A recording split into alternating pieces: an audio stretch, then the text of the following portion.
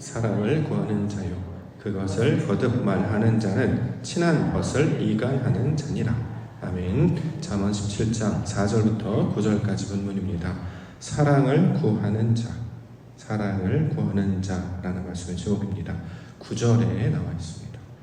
9절 말씀 보시면 허물을 덮어주는 자는 사랑을 구하는 자요 그것을 거듭 말하는 자는 친한 것을 이간하는 자니라.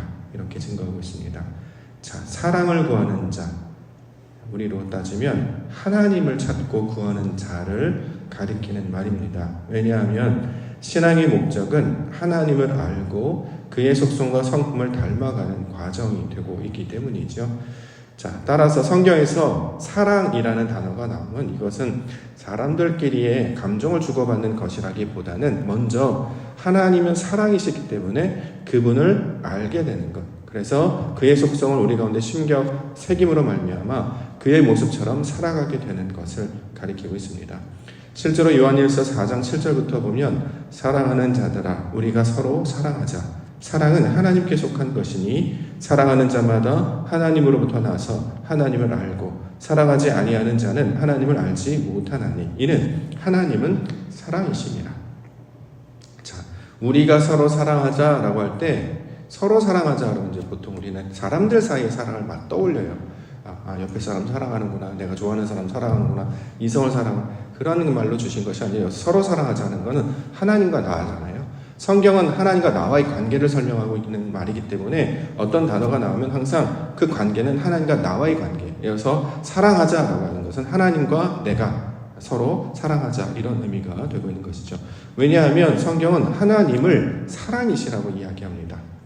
하나님이 그 사랑 그 자체라는 거예요. 그래서 우리가 서로 사랑하는, 하나님을 사랑하는 자가 되면 우리도 사랑이 된다.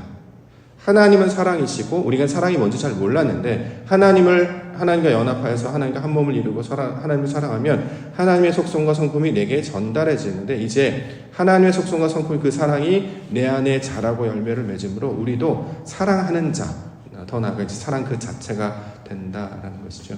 자, 이처럼 하나님을 아는 자는 삶을 통해서도 그 사랑이 나타나게 될 것이다. 그래서 오늘 본문에는 사랑을 구하는 자라는 단어로 설명하고 있습니다. 하나님을 더욱 알아가면 알아갈수록 신앙의 연륜이 더 깊어갈수록 우리 안에 맺어지는 성품도 사랑하는 자의 모습이 되는 거죠. 그래서 신앙이 많으시고 연륜이 깊으신 분들 보면 참 사랑이 많으세요.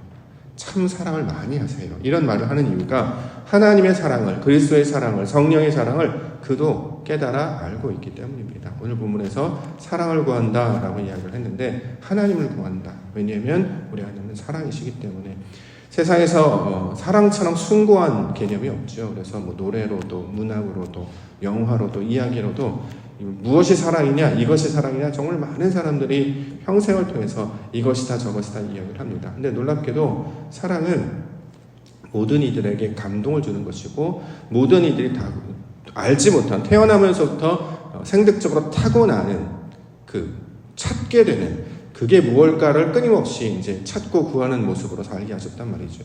부모로부터 또는 친구로부터, 이성으로부터, 자녀로부터 사랑이 무엇인지를 간접적인 경험을 합니다. 근데 그 궁극적인 내용은 결국 하나님을 알게 하는 모든 과정이 되게 하시는 것이죠.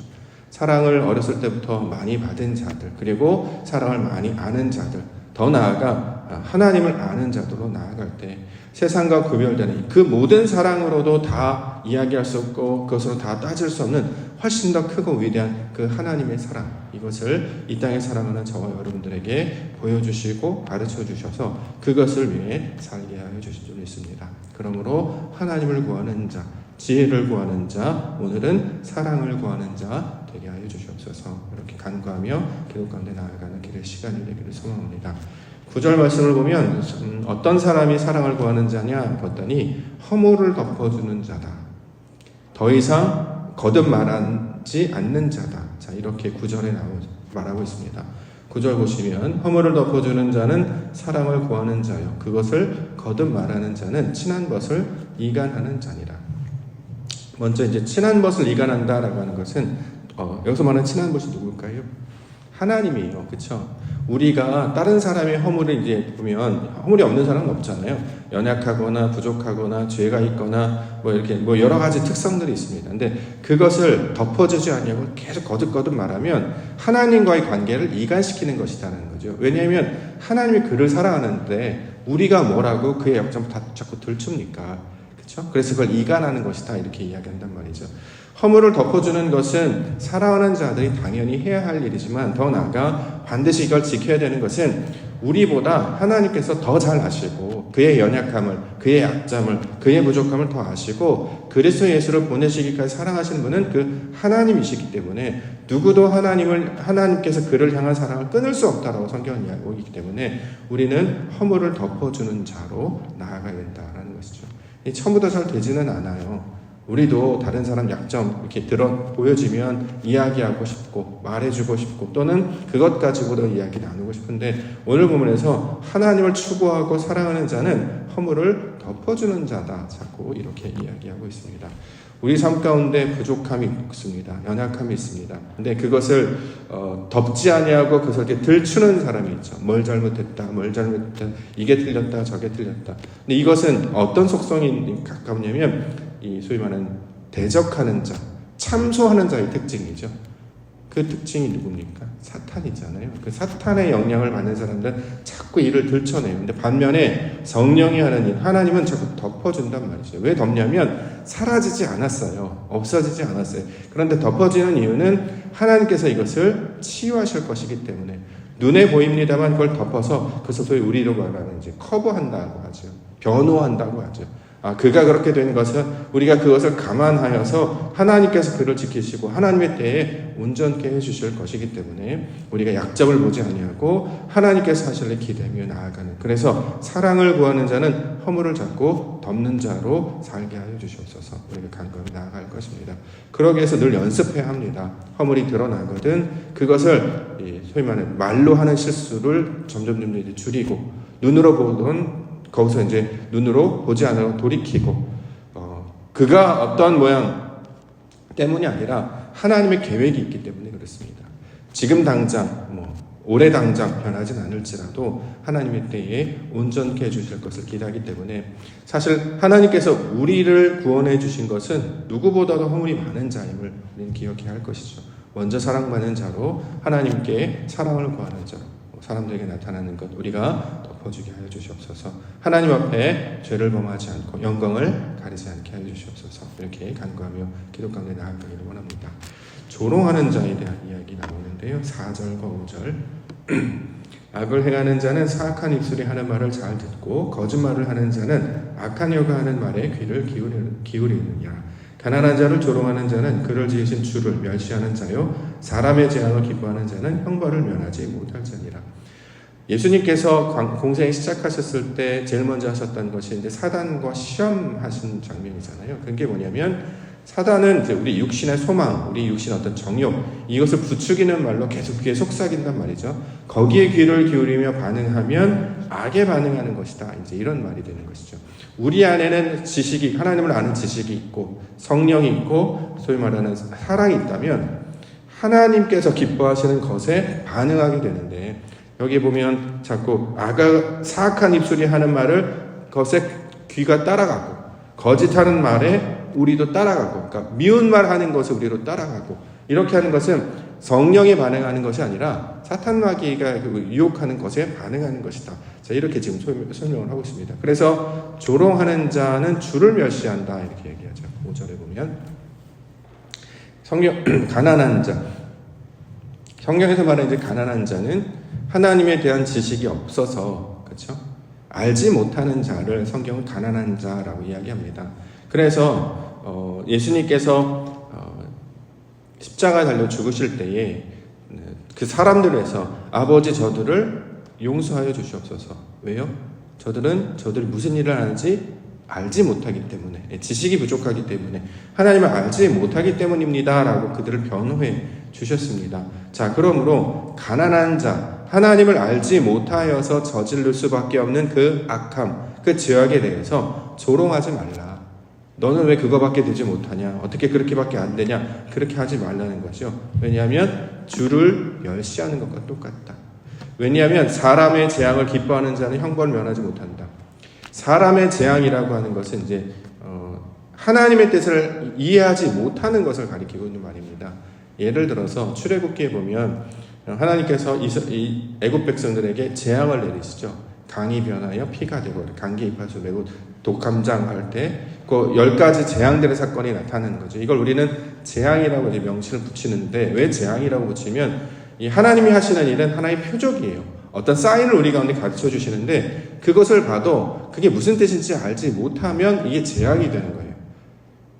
하나님께서 우리에게 뭔가를 가르쳐 주시려고 뭔가를 펼쳐주셨는데 그것을 보고 하나님의 뜻을 알면 이것이 우리에게 표적이 되고 메시지가 되는데 그렇게 이해하지를 못하니까 재앙으로만 받게 된다는 거죠. 이래서 성경에서는 하나님을 알지 못하는, 지식이 모자란 상태에서 이해하지 못하는 그런 상태를 재앙이다, 여기서 사람의 재앙이다라는 거죠. 이 앞에 나오는 가난한 자와 똑같은 개념입니다.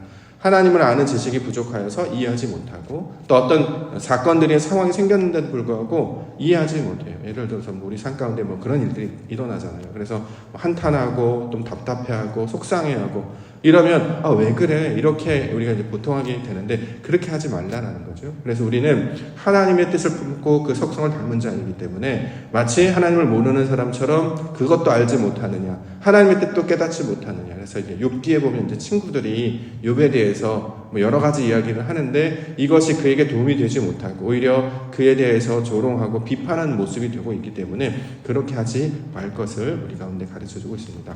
그래서 어떻게 해요? 사랑은 자꾸 덮어주는 것이다. 그러니까 지금 어떤 결정을 내리고 지금 어떤 바뀌어지기를 바라는 것이 아니라 우리가 고린도전서 13장에 나오는 오래 참고 기다리고 하나님이 하실 것을 바라고 소망하며 그때를 위해서 그냥 기도하는 자들, 이것이 하나님의 사랑을 구하는 자의 모습이다, 이렇게 설명하고 있습니다. 그래서 우리에게 주는 권면의 말씀 한 가지만 더 보면 8절에 보면 뇌물이라는 단어가 나옵니다. 8절, 뇌물은 그 임자가 보기에 보석 같은즉 그가 어디로 향하든지 형통하게 하느니라. 자, 뇌물이라고 말을 딱 들으면 약간 부정적인 이미지가 들어요. 근데 이거를 우리가 그렇게 이해하지 않고, 뇌물이라고 하는 것을 지금 문맥 안에서 좋은 말로 주는 것으로 이제 이해해서 해석을 해본다고 하면, 여기서 말하는 뇌물은 대가를 바라고 주는 선물이라고 이야기할 수 있겠죠. 원래 뇌물은 뭔가 바라고 주는 거잖아요. 어떻게 잘 되기를 바라고, 어떤 자리를 주세요, 뭘 해주세요 할 때 바라며 주는 선물을 우리 보통 이제 뇌물이다, 이렇게 얘기할 수 있는데, 이 뇌물을 지금까지는 우리가 부정적인 단어로 봤었다면 오늘은 사랑하는 자가 어떤 사람이 더 잘 되기를 바라며 주는 선물의 개념으로 볼 수도 있단 말이죠. 이걸 이제 예를 들어서 어떤 자가 가난해요. 어떤 자가 하나님을 잘 알지 못해요. 하나님을 잘 알지 못하기 때문에 이해할 수 없어요. 근데 그들에게 선물을 베푸는 것입니다. 예를 들어서 교회에서 뭘 준다거나 어떤 선물을 한다거나, 잘해서 주는 게 아니에요. 원래 선물이라고 하면 잘해야 주는 거죠. 상처럼 잘했습니다, 수고하셨습니다, 또는 감사합니다라는 의미로 그의 것을 이렇게 주는 것이 선물인데, 뇌물은 그런 개념이 아니라 잘 되기를 바라고 대가를 바라고 정말 잘 됐으면 좋겠어요. 그래서 지금 연약한 상태에서 벗어나서 자기의 힘을 들여서 무언가를 하는 것, 자, 그렇게 되면 맨 마지막에 형통하게 된다, 이런 말로 우리가 이해할 수 있습니다. 성경에서 말하는 형통은 하나님이 함께 하시는 상태라는 거잖아요. 우리가 대표적인 사람이 요셉이었는데 그가 형통한 자였는데, 왜냐하면 하나님과 함께 하시기 때문에. 그래서 뇌물을 우리가 준다는 것은 그가 혹여라도 그것을 가지고 뇌물을 받고 힘을 얻어서 하나님을 찾을까 하고 하나님께서 도우실까 하고 그것을 바라게 된다면 이것이 아주 좋은 건 아니겠습니까? 겉으로 보면 뇌물 같은 성격이에요. 대가를 바라기 때문에. 근데 여기서 말하는 대가는 내게 유익을 나한테 잘하라, 이것이 아니라 그 사람의 신앙을 격려하고 하나님을 아는 것을 한 걸음 나아갈 수 있도록 돕는 일. 자, 이런 의도로 사용되는 말로 우리가 받는다면 이거 이제 좋은 단어로도 받을 수 있을 것입니다. 누가복음 16장 9절. 내가 너에게 말하노니 불의의 제물로 친구를 사귀라. 그리하면 그 제물이 없어질 때에 그들이 너희를 영주할 처소로 영접하리라. 교회에서도 선물을 많이 줍니다. 수고해서 하시는 어떤 그런 것도 있습니다만 열심히 해달라고 주는 경우도 있단 말이죠.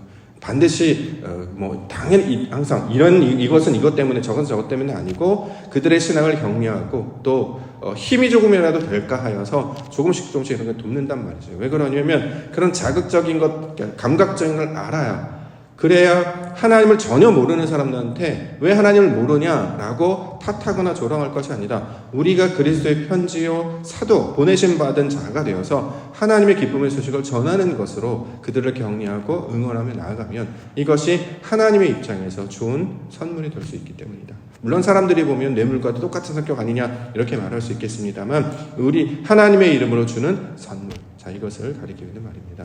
또 동일하게 하나님도 우리에게 뇌물 주셨잖아요. 우리가 잘해서 선물 받은 게 아니지 않습니까?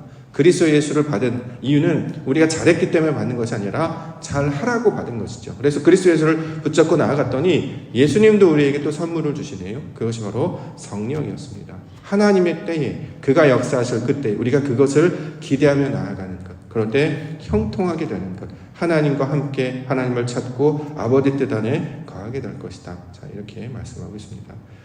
마침 또 최근에 제가 여러 분들을 선물하는 소식들을 자꾸 들어서 아마 그런 마음이 드는 것 같습니다.